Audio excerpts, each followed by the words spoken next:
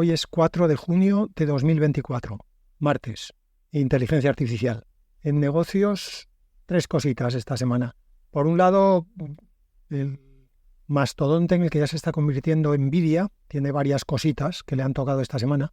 La primera es que parece que fue ayer, como decía aquel, que estábamos ahí viendo si Nvidia llegaría a sobrepasar el trillón americano, es decir, el billón europeo de valoración en bolsa, para convertirse en la tercera compañía más grande del mundo. Pues como digo, esto estaba pasando hace nada. No solo pasó en el billón europeo de valoración, sino que ahora ya está acercándose a los 3 billones europeos de valoración, y eso lo que quiere decir es que está ahí ya hombro con hombro y cuello con Apple y Microsoft, disputándoles la posición de la compañía más grande en capitalización bursátil del mundo. Tal vez no solo por eso, pero este protagonismo exagerado que tiene Nvidia, pues obviamente está uniendo a todos los demás contra él, ¿no? Porque al final el enemigo de mi enemigo es mi amigo, eso es lo que han debido de pensar todos los demás. Y esta semana todos sus competidores, e incluso algunos que no lo son directamente, hablamos por ejemplo en el área puramente de hardware, Intel, AMD, Qualcomm, pero además también se ha unido a esta iniciativa Meta, OpenAI, se ha unido también Google. Bueno, pues todos estos han presentado conjuntamente una plataforma, digamos, de desarrollo que se llama Triton, que intenta ser una alternativa a CUDA. CUDA sabéis que es como el framework de desarrollo, a falta de una palabra mejor, de Nvidia para programar sus propias GPUs.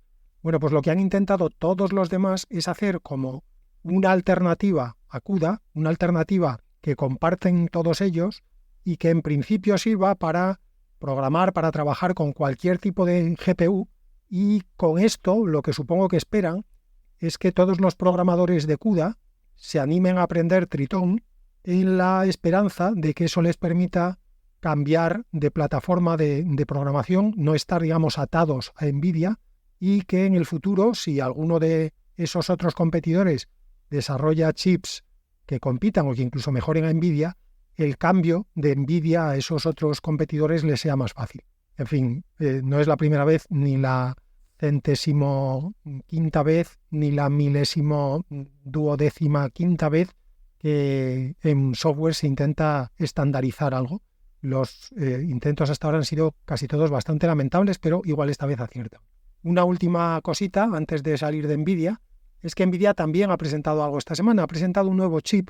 El diseño, no la producción será probablemente ya para el año que viene, pero han presentado un nuevo chip diseñado específicamente para inteligencia artificial, al que han llamado Rubin. Recordemos que no hace ni que ahora un par de meses o 3, 4 como mucho, que estábamos hablando de la presentación de los Blackwell, que eran las nuevas GPUs de Nvidia que empezarán a entregarse a finales de este año, y eran la nueva generación para reemplazar a las Hopper, que son las que se están utilizando ahora mismo en el tope de la gama de GPUs. Así que esto es un no parar. Obviamente hay muchísima pasta en el desarrollo de software, por decirlo así, en la parte soft de la inteligencia artificial, pero yo creo que hay muchísima más pasta en la parte hard. Y obviamente no lo creo yo solo, lo creen todos estos, y los movimientos en ese lado, que es mucho más lento, por definición, porque diseñar un nuevo chip y fabricarlo y desarrollar los componentes y tal lleva como mínimo meses y a veces años, pero incluso en esa cadena de suministro tan compleja estamos viendo cada vez más novedades y más gente que intenta subirse al carro. Segunda noticia de negocios: OpenAI ha firmado un acuerdo con Price, no sé ya ni cómo se llama ahora, PricewaterhouseCoopers Lybrand de la Calzada, un acuerdo que incluye 2 cosas. Por un lado, le ha colocado a PwC, vamos a llamarlos así, aunque parece un nombre de tubería, le ha colocado 100.000 licencias para que todos los empleados de Price tengan acceso a ChatGPT y puedan usarlo en su trabajo. Y por otro lado, Pricewaterhouse ha obtenido, digamos, el honor de ser el primer distribuidor, el primer reseller de OpenAI a los clientes con los que trabaja la propia Price, ¿no? Con lo cual, todos los que estéis en una empresa y contratéis a Price, preparaos para que a partir de ahora os intenten colocar ChatGPT, porque aparte de que pueda ser útil, tampoco os digo que le digáis que no cada vez que os lo presenten, pero bueno, tened en cuenta que ahora aplica aquello de lo que os cuenten de ChatGPT, lo dice el que lo vende, porque a partir de ahora Price vende ChatGPT. Y otra cosita relacionada con OpenAI, antes de pasar de bloque, esta semana ha anunciado que ha reabierto su división de robótica. OpenAI, aunque ahora ya nos hayamos olvidado, tuvo en su día una división de robótica y es más, creo que en su especie de propósito empresarial, de su visión, de lo que querían conseguir, uno de los objetivos que tenían originalmente era desarrollar un robot doméstico. Eso se paró en 2021 porque decidieron enfocarse más en otras cosas. Ahora vemos que probablemente fue una decisión acertada porque de ese enfoque en otras cosas ha salido nada más y nada menos que ChatGPT y detrás de él la horda de LLMs que tenemos ahora, pero debe ser que ya se sienten lo suficientemente fuertes en las otras áreas como para retomar la parte de robótica. Yo, como ya sabéis que es una de mis áreas de debilidad, pues me alegro mucho de que OpenAI también entre ahí. Aunque había entrado, os recuerdo que tampoco hace mucho comenté aquí la noticia de que OpenAI había invertido mucho, además, en Figure, que es una empresa de robótica y que además es una empresa de robótica de las que van, digamos, en la parte de delante del pelotón. Así que entre las inversiones y ahora su propia división interna, pues parece ser que OpenAI vuelve a tomarse la robótica en serio. Y para terminar el área de negocios, os vuelvo a hablar de Klarna. Klarna con K, que es esta empresa sueca de pagos online y en general soluciones de e-commerce, que ya había anunciado que estaba incorporando inteligencia artificial generativa a saco y que esperaba tener grandes eficiencias y grandes ahorros. Bueno, pues acaba de anunciar los resultados reales, ya no sus previsiones, sino los resultados reales del primer trimestre de este año, de 2024. Y en esos resultados incluye un ahorro de un 25% en gastos con agencias externas. Agencias, se entiende, de publicidad. De mantenerse este nivel de ahorro, eso quiere decir que a final de año, anualizado a 12 meses, se generarían 4 millones de dólares de ahorro, que no está nada mal. Según ellos, el principal ahorro viene de la parte de copywriting, es decir, han dejado de pagarle a las agencias para que le escriban el copy y ahora lo escribe directamente ChatGPT. Ellos estiman que aproximadamente el 80% de los textos de marketing del copy lo están haciendo ya a día de hoy con inteligencia artificial. Y por otro lado, también han reducido, anualizado en 6 millones de dólares, los costes de producción de imágenes. No solamente han reducido el coste, sino que también han reducido el plazo de desarrollo. Antes tardaban de media 6 semanas en producir un nuevo lote de imágenes y ahora en vez de 6 semanas solo tardan una, lo cual les permite refrescar las imágenes de los productos y de todos los sitios en los que desarrollen y necesiten imágenes, refrescarlas semanalmente en vez de casi bimensualmente como tenían que hacer antes. Así que, en fin, esto como todo, probablemente hay un poquito también de engordar y de marketing en hacer este anuncio para, proyectar una imagen de empresa moderna, la vanguardia, utilizando las herramientas que están ahí en el último grito, pero incluso descontándole una parte de engordamiento que pueda haber por interés de imagen, son unas cifras que de verdad yo creo que no sé muy bien quién no estaría encantado de tener, si no, aunque no fuera un 25%, un 20 o un 15% de ahorros en gastos de agencias, tanto en producción de copy como en producción de imágenes. Es una cuestión de esperar, pero yo no sé muy bien a qué están esperando todos los que no lo hacen. Por lo menos todos los que no prueban a hacerlo, ¿no? Es una cosa que nunca entenderé, lo de ni siquiera hacer pruebas. Bueno, vamos con el área de desarrollo. Como siempre, últimamente me voy a quitar rapidito los anuncios de nuevos modelos, nuevas versiones y tal. De hecho, me lo voy a quitar tan rápidamente como que solamente voy a dar una noticia de nuevos modelos, nuevas actualizaciones. No porque haya solo una, hay un montón, como todas las semanas. Pero bueno, ya estamos un poquito en lo de... Yo le he limado un poquito la esquina, yo le he puesto un botón, yo lo he envuelto en papel de celofán y esto ya cansa un poco. La única noticia que me ha parecido interesante incluir es que se ha presentado la versión 2 de Mamba. La Universidad de Princeton y Carnegie Mellon conjuntamente han presentado esa segunda versión. Mamba, os recuerdo que es un modelo de lenguaje, un LLM, pero que en vez de usar una arquitectura de transformers, todos los demás, cuando digo todos los demás es absolutamente todos los demás, Mamba utiliza una arquitectura que se llama SSM, iniciales de State Space Model, o sea, modelo de espacios de estado. El nombre tiene una cierta relación con lo que hace el sistema. Os recuerdo rápidamente, porque creo que de Mamba ya hablé hace bastante. En los transformers sabéis que para predecir cada palabra hay que alimentar al sistema con todas las palabras que ya se han predecido, es decir, con toda la secuencia anterior.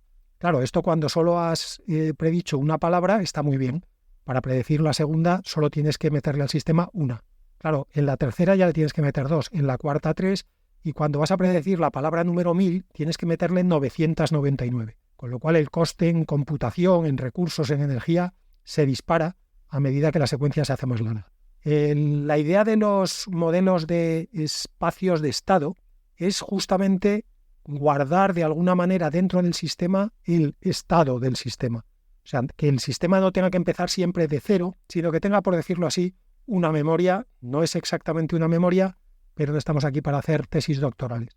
Eso en lo que se traduce es precisamente en que los SSMs son mucho más eficientes en todo, en training, en inferencia, en costes de energía, en recursos de computación, y que además no les afecta la longitud de la secuencia, ni de la secuencia por producir, ni de la secuencia producida.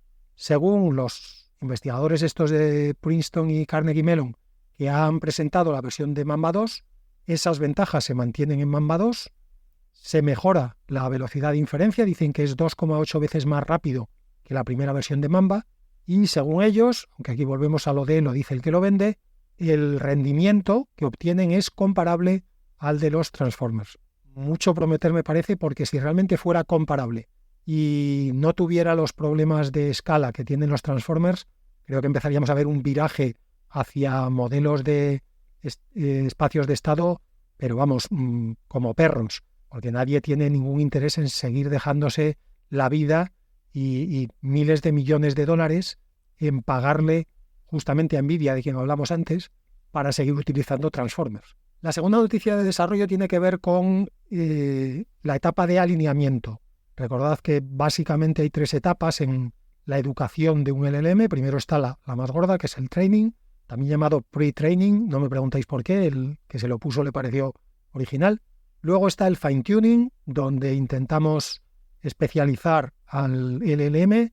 En el pre-training le enseñamos a hablar, en el fine-tuning lo especializamos en algo, sea una tarea o sea un dominio de conocimiento. Y la tercera etapa es el alineamiento, donde intentamos que se comporte bien, que se comporte como nos gusta a los humanos. Que no diga tacos delante de las visitas, que no se meta el dedo en la nariz y, por supuesto, viniendo de California, que sea inclusivo, transversal, resiliente, que utilice 25 pronombres, todas esas cosas. Bien, recordando muy rápido, porque de esto ya he hablado otras veces, a día de hoy se utilizan fundamentalmente 2 estrategias o 2 modelos de alineamiento. Se parecen mucho en el nombre. Uno se llama PPO, digo PPO porque las iniciales son inglesas, Proximal Policy Optimization, y DPO es Direct Preference Optimization. Bien, como digo, por no meternos otra vez en esto que ya he comentado, se utiliza a día de hoy mucho más DPO porque es más eficiente en recursos, más rápido, y todo el mundo quiere pagar menos dinero. Es discutible si es mejor que PPO, pero cuando menos no es peor o no parece peor, incluso hay quien dice que es mejor. Bueno, pues esta semana se ha presentado un paper en el que se propone otra manera de hacer alignment, a la que se llama SIMPO. O sea, si lo leemos en español sería SIMPO. El SIM del principio, SIM, viene de Simple, y PO pues es lo mismo, Preference Optimization. O sea que Simple Preference Optimization.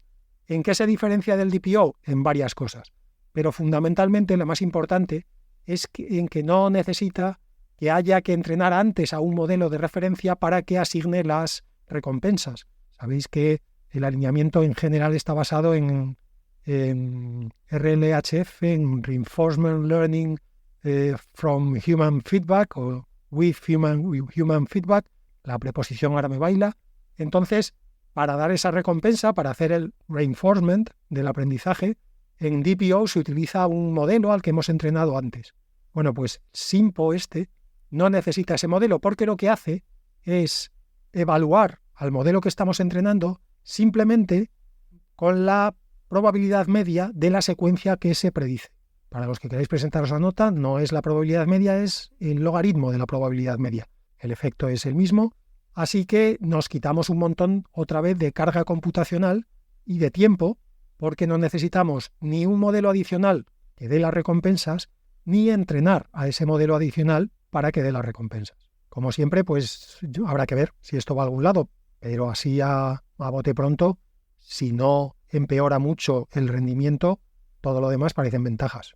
Tercera noticia de desarrollo, se ha propuesto en un paper una solución fácil, aparentemente, por lo menos a mí me lo ha parecido al leerlo, para que los LLMs mejoren su rendimiento en operaciones con números, en operaciones aritméticas. Sabéis que los LLMs son muy buenos con el lenguaje, pero tienen cierto problema cuando les pides que hagan operaciones incluso muy básicas de aritmética, sumas y restas. Y eso viene básicamente, por simplificarlo, porque un LLM, digamos que entiende lo que es un 6 o un 7, pero no entiende también que cuando el 6 está delante de un 7, el 6 ya no vale 6, sino que vale 60. Es decir, ahí lo que hay es 67, no un 6 y un 7 por separado, como digo, simplificándolo bastante. Bueno, pues el paper lo que propone es, como digo, una solución bastante simple, y es que además del embedding posicional que ya se hace ahora mismo en cualquier LLM, tú cuando le metes la secuencia de entrada, el LLM, además de hacer el embedding en el espacio vectorial de la palabra en sí, la hace también en función de la posición que ocupa dentro de la frase. Bueno, pues lo que proponen es que a los números se les añada un segundo embedding posicional, que lo que codifique es su posición en la secuencia de números. O sea, no solamente primero en la frase, y luego dentro de la secuencia de números. Imaginaos que yo digo, hoy es 1984.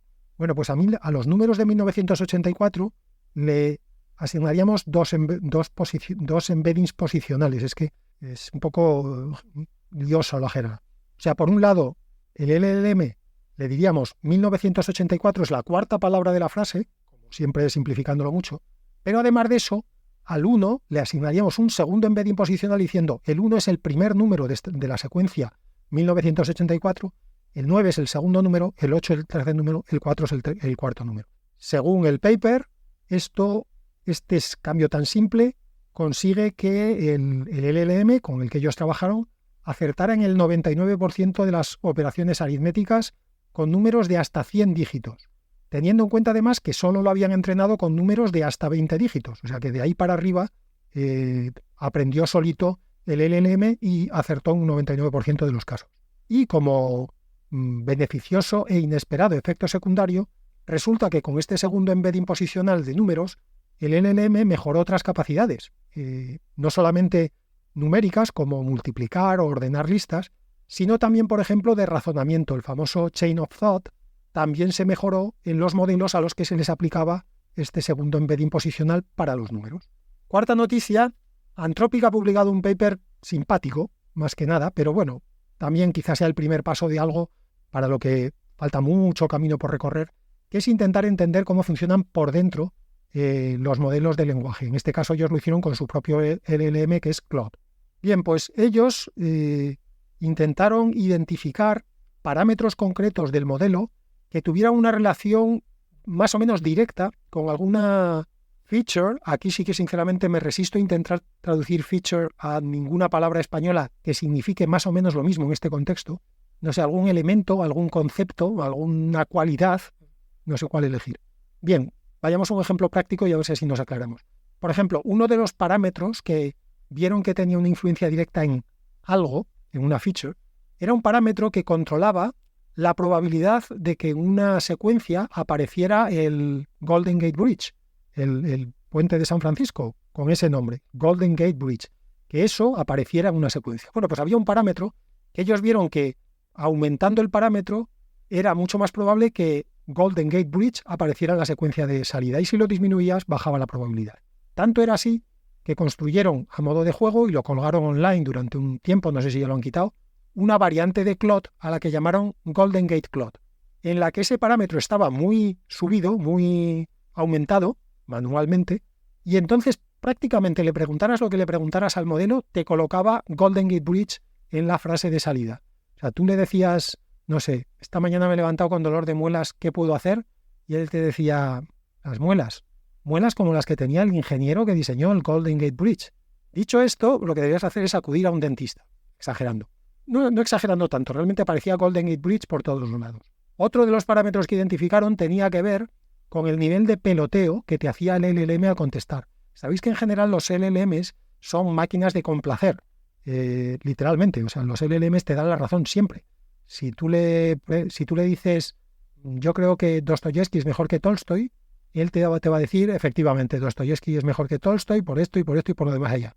Si luego tú le dices, ay, perdona, me equivoqué, quería decir al revés, quería decir que Tolstoy es mejor que Dostoyevsky, él te dirá, por supuesto, Tolstoy es mejor que Dostoyevsky, ya me extrañaba a mí que dijeras antes lo contrario. Es una máquina de complacer. Bueno, pues estos investigadores encontraron un parámetro que nuevamente si lo aumentabas, el nivel de peloteo ya era exagerado. O sea, antes de contestarte te decía, ¡ay, qué buenísima pregunta! ¿Cómo se nota que eres una persona culta y refinada a la par que llana? Porque me haces una pregunta compleja sobre literatura rusa con un lenguaje accesible para mí. Eres realmente uno de los mejores usuarios con los que tengo que interactuar. El nivel de peloteo era insufrible. Ni siquiera el tío más pelota que hayas tenido en la empresa era tan pelota como Claude. Bien, como decía al principio, es una noticia más simpática que otra cosa. Esto me recuerda mucho a esta especie de farsa pseudocientífica que se ha creado últimamente, que es la neurociencia, en la que de repente te dicen se ha identificado una zona del cerebro que es donde están, no sé, los idiomas. Y tú piensas, bueno, pues vamos a estimular esa frase del cerebro para aprender idiomas. Y te dicen, no, porque en esa zona del cerebro también está el control de la rodilla derecha y el control de 5 enzimas del hígado. Entonces, claro, si le hacemos algo a esa zona, de repente se te queda la rodilla contraída y desarrollas cirrosis. Tú piensas, bueno, pues no toques esa zona del cerebro, pero entonces, ¿por qué me dices lo de los idiomas? Pues esto es un poco lo mismo. ¿No? Hemos encontrado unas cosas relativamente simpáticas, pero el problema es que en ese delicado equilibrio entre los miles de millones de parámetros que tiene un LLM, no es tan fácil, igual que pasa con el cerebro humano, decir, si toco esto, solamente va a tener un efecto en esto otro. Una misma causa, en este tipo de arquitecturas tan complejas, tiene, afortunadamente, porque así funcionan luego también, pero también desgraciadamente, porque son muy difíciles de controlar, como digo, una misma causa luego lleva a muchos efectos, la mayoría de ellos inesperados. Una noticia más en línea con estas que son un poco entre noticias de computación, noticias filosóficas y noticias casi metafísicas, ¿no? He leído un paper que intenta responder a una pregunta que ya se intentó responder con un paper el año pasado, que creo que mencioné aquí también, sobre si los LLMs tienen lo que en inglés se llama Theory of Mind y lo que en español se llama no sé cómo, porque sinceramente, como decía antes, la neurociencia, la psicología y la sociología no son cosas en las que esté muy puesto en español y en inglés únicamente cuando salen tangencialmente en cosas como esta. Supongo que en español se traducirá como teoría de la mente, pero igual no, con lo cual no os lo aseguro. Bien, la idea, primero, ¿qué es la Theory of Mind?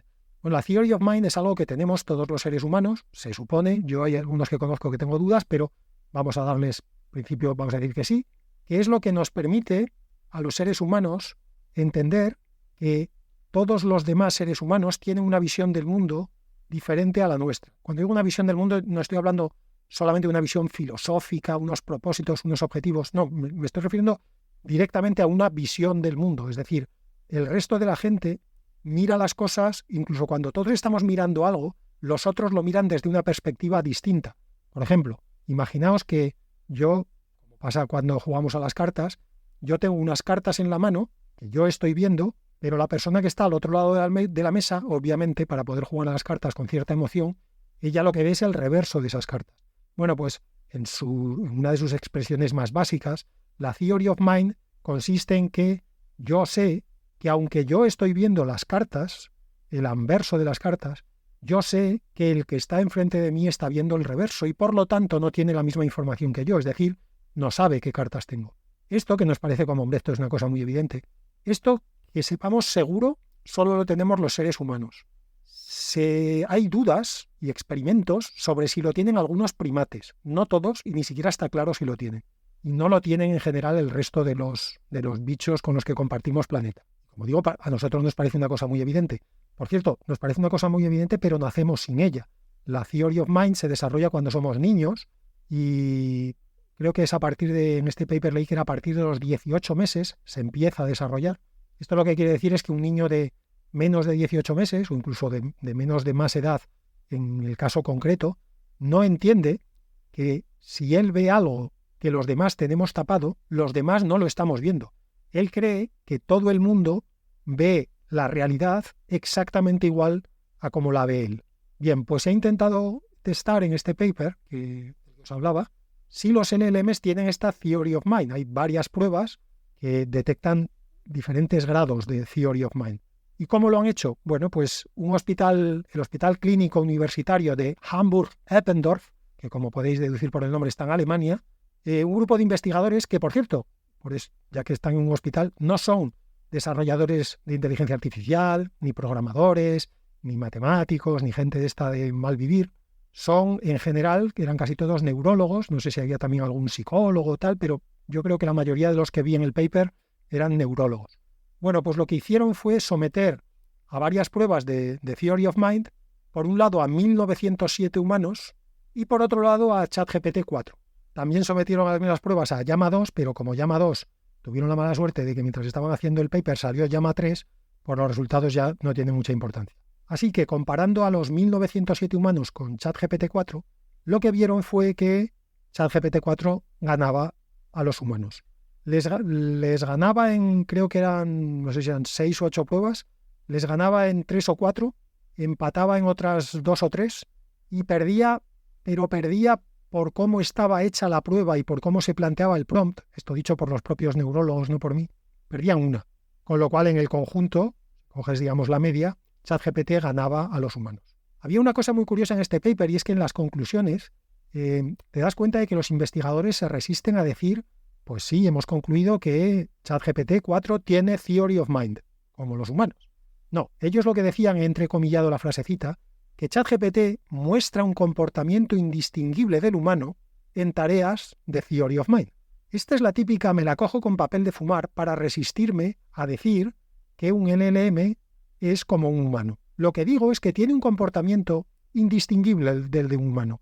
Y esto es lo de si anda como un pato y grazna como un pato y vuela como un pato, a ver si va a ser un pato, porque si no también le podemos dar la vuelta. O sea, si decimos, a ver, no es exactamente lo mismo que un humano, porque un LLM sabemos que es solo software. Bueno, pues si con solo software hace lo mismo que hacemos los humanos, a ver si va a ser que los humanos solo somos software. Y aquí os hago un spoiler alert, sí, los humanos solo somos software. Cerramos la parte de desarrollo con una noticia de robótica, mi sección favorita, porque ha habido también un paper interesante esta semana en el que se planteaba un debate que ha habido, se resumía más que se planteaba un debate que ha habido en la última Conference on Robot Learning, o sea, la última conferencia sobre aprendizaje de robots. El debate venía a centrarse en el tema de si en el caso de los robots la escala acabará resolviendo el problema como ha pasado con otros campos de la inteligencia artificial, como por ejemplo la inteligencia artificial generativa. Dicho de otra manera, si lo único que nos hace falta para tener robots que nos hagan la cena, nos bajen al perro y nos, ayuden con la mudanza del piso, si lo único que hace falta para eso es seguir metiendo más y más y más y más y más datos, microprocesadores, redes neuronales, capas, etcétera, ¿no? Lo mismo que hemos hecho con la inteligencia artificial generativa. ChatGPT 1 era tonto perdido, ChatGPT 2, bueno, hacía alguna cosa que llamaba la atención, ChatGPT 3 empezaba a parecer ya sospechosamente parecido a un humano y ChatGPT 4 en la mayoría de las cosas es indistinguible de un humano. Y la única diferencia entre el 1, el 2, el 3 y el 4 es la cantidad de capas que le hemos puesto, simplificando el concepto, a las redes neuronales que hay dentro del modelo. Bien, el debate, como os digo, sobre si esto también aplicará a robots, pues en este artículo que he leído se resumían un poco los argumentos a favor y en contra. El argumento a favor es único, pero es demoledor, y es que esto ha funcionado siempre. Os recuerdo una vez más la bitter lesson de Sutton, ¿no? Es que hay tantas áreas de la inteligencia artificial en las que la escala, el aumento a lo bestia de parámetros, de recursos, de ciclos de reloj en el procesador han solucionado el problema, que la pregunta es ¿por qué en robótica no lo van a hacer? Los argumentos en contra, por otro lado, plantean dos grandes problemas. El primero es que conseguir datos para un robot es mucho más difícil que conseguir datos para un producto, digamos, digital. El robot tiene que interactuar con la realidad en algún momento. Claro, conseguir datos de la realidad es mucho más costoso en tiempo y en dinero que consumir datos digitales. Rastrearse Internet lleva un cierto tiempo y un cierto dinero, pero es una cosa que se puede automatizar y hacer relativamente rápido. Para sacar textos, para sacar imágenes, para sacar vídeos, todo eso está en Internet y ya está digitalizado. Para sacar datos del mundo real, tienes que empezar a grabar el mundo real, tienes que ver el mundo real, tienes que tocar el mundo real, tienes que tener feedback del mundo real. Con lo cual eso es un problema. No parece tan fácil conseguir datos y sin datos, ya sabéis, es el primer paso del problema. Sin datos no hay nada, sin datos no hay paraíso, sin datos no hay tetas y sin tetas no hay paraíso, podríamos decir. Con lo cual esto ciertamente es un problema, pero a este problema se le puede contraargumentar diciendo que no necesitas que los datos sobre la realidad sean datos, digamos, realmente reales.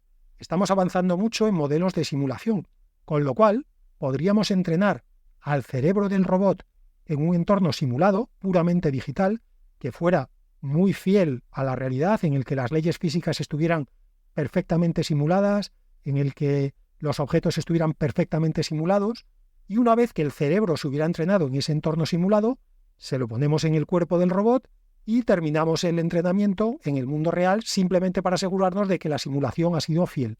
Podría ser. El segundo argumento en contra que se daba en esta conferencia de aprendizaje de robots es que el nivel de acierto en la vida real tiene que estar en el famoso 99.x, ¿no? Estamos hablando, es una expresión para decir, tienes que estar casi en la perfección.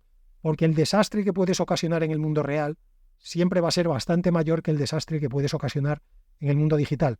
No siempre, podemos poner ejemplos en los que qué pasa si en el mundo digital cometes un error, por ejemplo, en el sistema financiero, en un banco, en el sistema que controla la bolsa de valores. Pues sí, efectivamente le pegamos un pete a la economía que nos vamos todos a pedir debajo de un puente. Pero en el mundo real, la cantidad de desastres que puedes provocar es mucho mayor, como estamos viendo, por ejemplo, en las noticias que a veces comento aquí también de conducción autónoma. Claro, que un coche conduzca mal quiere decir que atropella gente, es decir, que puede matar físicamente gente, ¿no? Que un robot sujete mal algo y se le caiga a lo mejor en el pie del humano que tiene delante, pues si es una pieza pesada en una máquina, una pieza de acero, pues le puede destrozar el pie al humano que tiene dentro y dejarlo cojo para toda su vida. En la realidad, el nivel de acierto es crítico. Y como sabemos, en la realidad y en cualquier otro sistema, el coste de la perfección es infinito. El coste de llegar de 0 a 50 muchas veces no es mucho. El coste de llegar de 50 a 80 ya empieza a doler. Pero todo lo que sea pasar del 80% tiene un coste espectacular. Y pasar del 90, del 95, ya no te digo del 99, ahí cada décima de perfección que ganas tiene un coste exagerado. Así que argumentos a favor por un lado, argumentos en contra por el otro. El tiempo dirá cómo pasa con todo en la vida. Y vamos ya a las pildoritas para terminar. He leído un artículo sobre un edificio que se llama Naver 1784. Es un edificio que está en una ciudad de Corea del Sur y que es la central de la empresa Naver. Por eso se llama así. Naver escrito N-A-V-E-R. Es una compañía que fabrica robots y de hecho dicen que a este edificio, al Naver 1784, que es el 1784 es el número de la calle o la avenida donde está, se dice que es el banco de pruebas de robótica más grande del mundo, porque esta empresa lo que hace es prueba sus propios robots en su edificio. Y he visto un artículo con unos vídeos muy simpáticos donde, por ejemplo, tienen unos robots que hacen entregas. Y una de las cosas que tú puedes hacer es, con una aplicación en el móvil, tú le pides un café al Starbucks que está abajo en el edificio y uno de estos robots va al Starbucks, coge tu pedido y te lo lleva a tu oficina, lo cual quiere decir que el robot entra en el edificio, coge un ascensor, sale del ascensor, va por los pasillos, entra en tu oficina y te da tu cafecito. Tienen además otros robots de estos más típicos, de los robots con 2 brazos para manipulación, en fin. Es un edificio realmente muy curioso. Y además ellos quieren recordar que el número es el 1784, además de ser el número de la calle o el número de la calle y el bloque o lo que sea, es el año en el que normalmente alrededor de ese año se suele situar el comienzo de la primera revolución industrial. Que ahí va el mensaje oculto, no tan oculto, para que lo pillemos. Segunda pildorita, He leído esta semana varios artículos, no sé si por coincidencia o porque al final todo el mundo acaba escribiendo sobre lo mismo, porque uno lee un artículo de uno y le contesta y el otro le contesta a los otros dos, aunque no lo digan, quejándose todos esos artículos sobre que la inteligencia artificial, mucho ruido, pero que todavía no es, digamos, mainstream, que todavía la gente no usa inteligencia artificial, que la mayoría de la gente ni siquiera sabe qué es, ni le interesa, ni ha oído hablar. Entonces, sinceramente no sé qué tipo de noticia es esa o qué tipo de reflexión es esa. O sea, que una cosa cuando empieza no la usa todo el mundo. Y la noticia exactamente cuál es. ¿Cuánta gente usaba Internet en los años 90?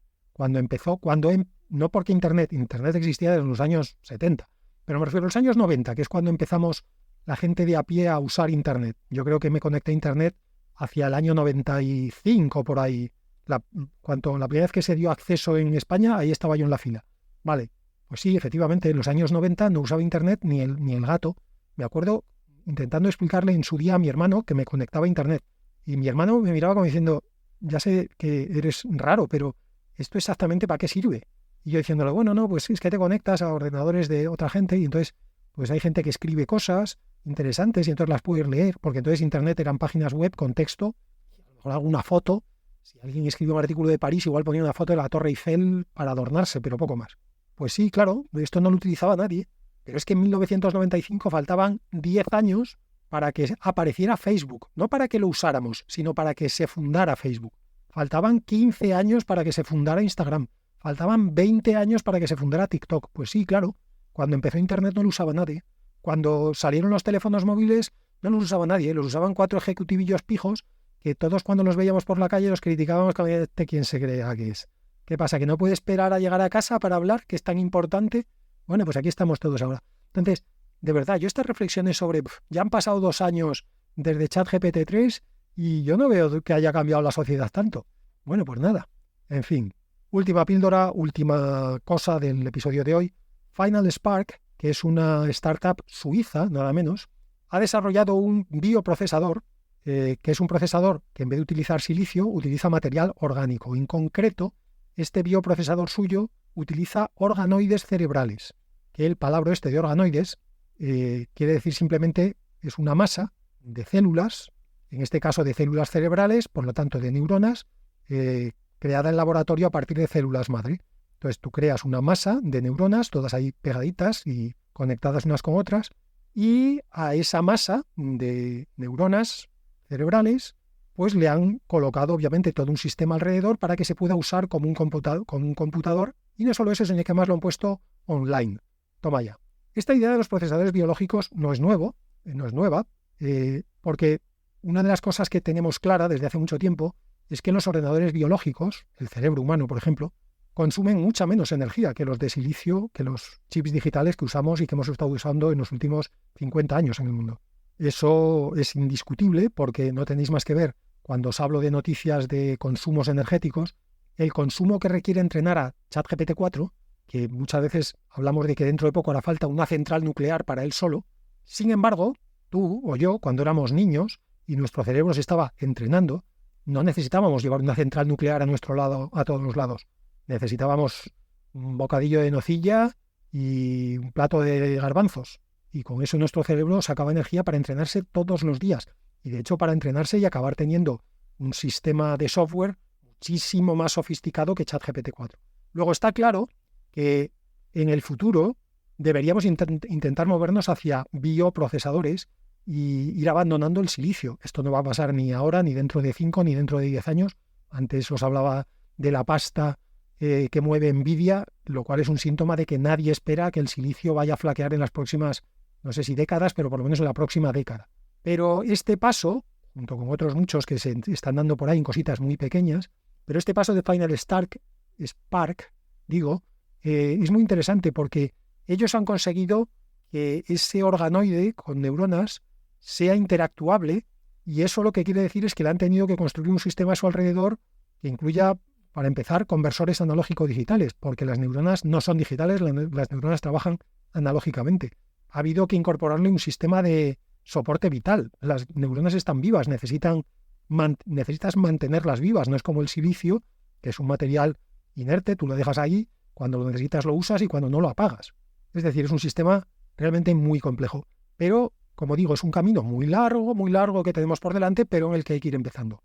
Este bioprocesador, en concreto el de Final Spark, en este objetivo, como os digo, de intentar bajar el consumo que tienen los computadores de silicio actuales, Final Spark, en su articulito, en su paper, decía que su bioprocesador consume 1 millón de veces menos que el equivalente que habría que desarrollar con silicio.